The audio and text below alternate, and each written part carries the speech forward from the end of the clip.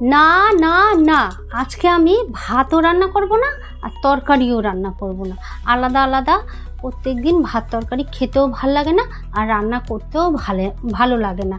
তো চলুন, আজকে আমি চাল আর ডিম চিংড়ি মাছ দিয়ে একটা খুব সুন্দর সুস্বাদু পোলাও করে দেখাবো। খেতেও ভালো আর খুব তাড়াতাড়ি হয়ে যায়। নমস্কার বন্ধুরা, আমি বাসন্তী, আপনারা দেখছেন great Indian food with Basanti channel. অনুদিনের মতন আজও আমি একটা নতুন রেসিপি নিয়ে আপনাদের সামনে হাজির হয়েছি। তো চলুন এই পোলাও রেসিপিটা আপনাদেরকে করে দেখাই। চলুন। ডিম চিংড়ির পোলাও বানানোর জন্য এখানে আমি প্রথমে ডিমগুলো সিদ্ধ করতে বসিয়ে দিচ্ছি। এখানে ডিমের কোনো পরিমাপ নেই, আপনারা যত ডিম খাবেন ততই দেবেন। আমি এখানে 7টা ডিম দিয়ে দিলাম। গ্যাসটা ধরালাম,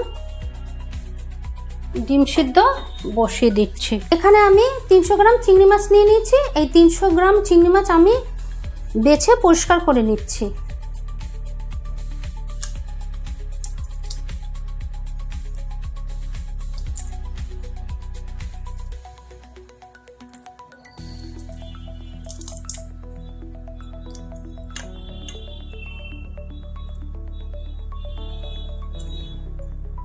এই নোংরাটাও বের করে নিচ্ছি।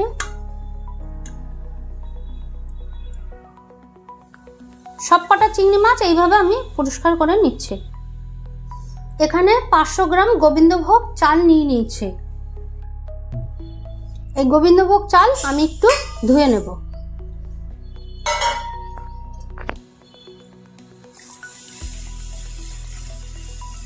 বেশি ধোবো না, একবারই ধোবো, একটু বেশি জল দিয়ে, তাতেই পরিষ্কার হয়ে যাবে। এরকম ছাঁকনি টাইপের একটা বাটি নিয়ে নেবেন আর জলটা আমি খুব ভালো করে ঝরিয়ে নিচ্ছি। কড়াই গরম হয়ে গেছে, কড়াইতে সাদা তেল দিয়ে দিচ্ছি। এখানে 2টো বড় সাইজের পেঁয়াজ নিয়ে নিয়েছি। এই পেঁয়াজটা আমি তেলে ভেজে নেব, বেরেস্তা বানিয়ে নেব।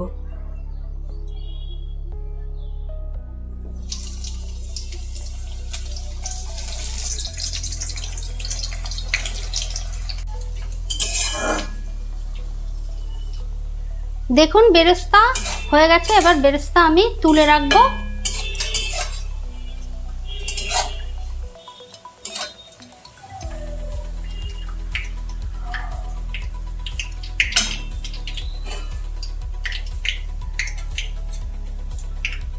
বেরেস্তা তুলে রাখছি। ডিম সিদ্ধ হয়ে গেছে, ডিম ছুলে নিয়েছি। ডিম একটু আমি ভেজে নেব, একটু ফুটো ফুটো করে নিচ্ছি, তা না হলে এই ডিমগুলো পুরো তেলে দিলে না গায়ের মধ্যে ছিটে আসবে ফেটে। ডিম ভাজতে আমার বেশি তেল লাগবে না, তাই কিছুটা তেল আমি তুলে রেখে দিয়েছি। এটা খুব গরম, ওর জন্য ওখানে রেখে দিয়েছি। দিয়ে দিচ্ছি ডিমগুলো, হালকা একটু ভেজে নেব। সিদ্ধ করার সময় আমি ডিমে নুন দিয়েছি, তাই অল্প একটু ডিমে নুন দিয়ে দিচ্ছি। ডিম আমি নুন দিয়ে ভেজে নিয়েছি, ডিমটা খুব বেশি ভাজার দরকার নেই, ডিমটা তুলে নিচ্ছি। এই গামলাটার মধ্যে তুলে রাখছি।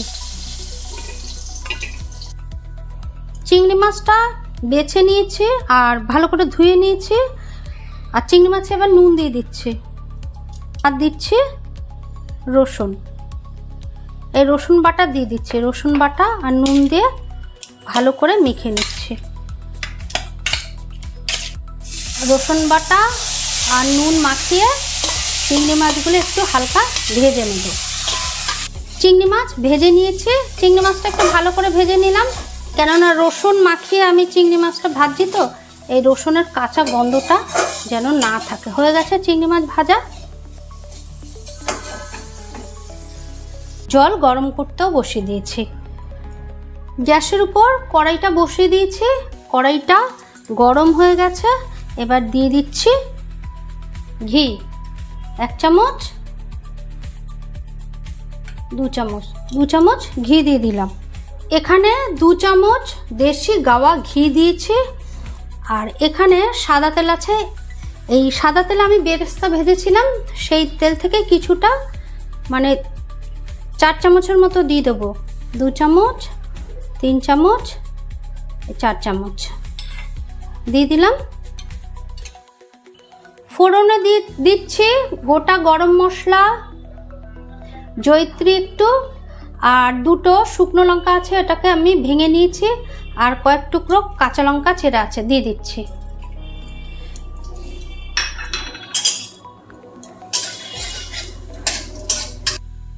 ধুয়ে পরিষ্কার করে রাখা, জল ঝরিয়ে রাখা গোবিন্দভোগ চাল দিয়ে দিচ্ছি। দেখুন কত সুন্দর ঝরঝরে হয়ে গেছে, একদম জল নেই। একটু ভেজে নিচ্ছি। দিয়ে দিচ্ছি কিছুটা কিশমিশ,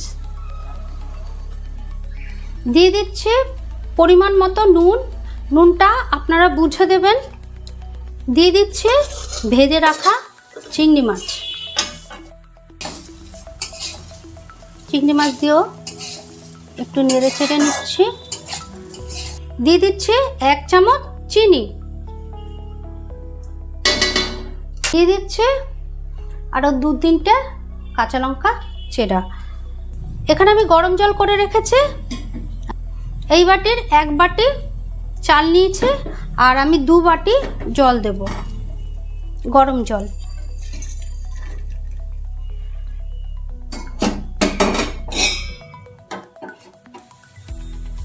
দিয়ে দিচ্ছি 1 বাটি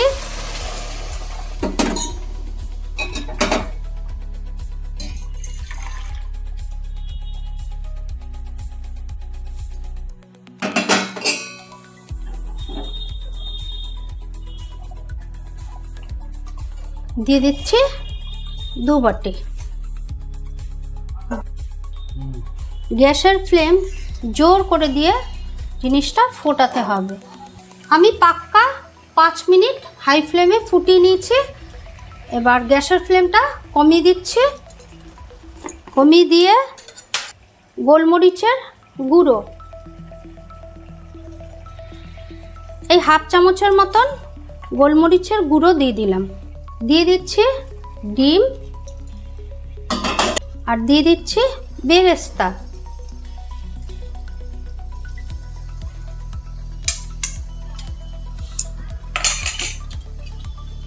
সব কিছু ভালোভাবে একটু মিশিয়ে নিচ্ছি।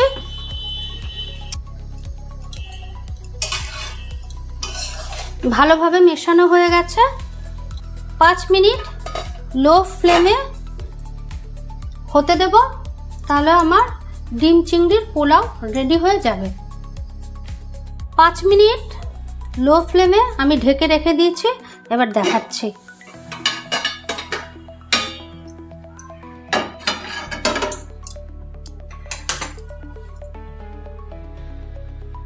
দেখুন চাল পুরো গলেও গেছে, আরে দেখুন দানা দানা রয়েছে, হয়েও গেছে।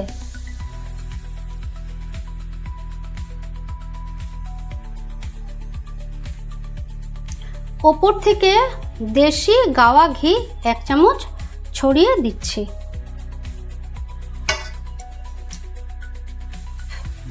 আর দেখিয়ে দিচ্ছি কতটা ঝরঝরে। দেখুন, দেখছেন তো? এই দেখুন কতটা ঝরঝরে। আমি এই অবস্থায় আরও 5 মিনিট গ্যাসটা অফ করে ঢেকে রেখে দেবো, তারপরে আপনাদের দেখাচ্ছি। গ্যাসটা নিভিয়ে দিয়েছি, ঢেকে 5 মিনিট রেখে দিচ্ছি, তারপরে দেখাচ্ছি। চিংড়ি মাছ, বেরেস্তা আর ডিম দিয়ে খুব সুন্দরভাবে ডেকোরেশন করে মানে নিয়েছি। তো দেখুন, আর খেতেও খুব ভালো, সেটা আমি খেয়ে দেখাচ্ছি।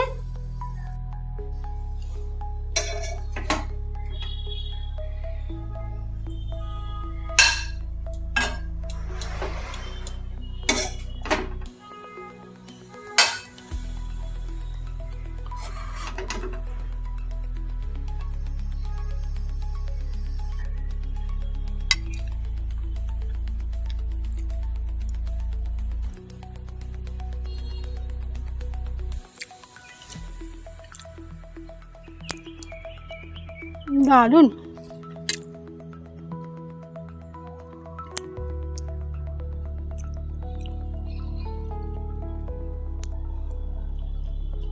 আপনারাও বাড়িতে এইভাবে করে খাবেন, ভীষণ সুন্দর, ভীষণ তাড়াতাড়ি হয়। আর মানে খুব তাড়াহুড়া থাকলে আপনারা এইভাবে করে খেতে পারেন, মানে আলাদাভাবে কিছু করার দরকার নেই, এইভাবে করে খেলে ভালোও লাগবে। আর একটু সবসময় একঘেয়েমি আমাদের খেতে ভালো লাগে না, এই ভাত তরকারি, তো এরকম মাঝে মাঝে করে খাবেন আর দেখবেন ভীষণই ভালো লাগছে। তো আজ এই পর্যন্ত, আবার দেখা হচ্ছে অন্য কোনো ভিডিওর সাথে। তা আমার চ্যানেলটি যদি মানে সাবস্ক্রাইব করা না থাকে অবশ্যই সাবস্ক্রাইব করে দেওয়ার অনুরোধ রইল, লাইক কমেন্ট অবশ্যই শেয়ার করবেন। তো আজ এই পর্যন্ত, ভালো থাকুন, সুস্থ থাকুন, অল দ্য বেস্ট।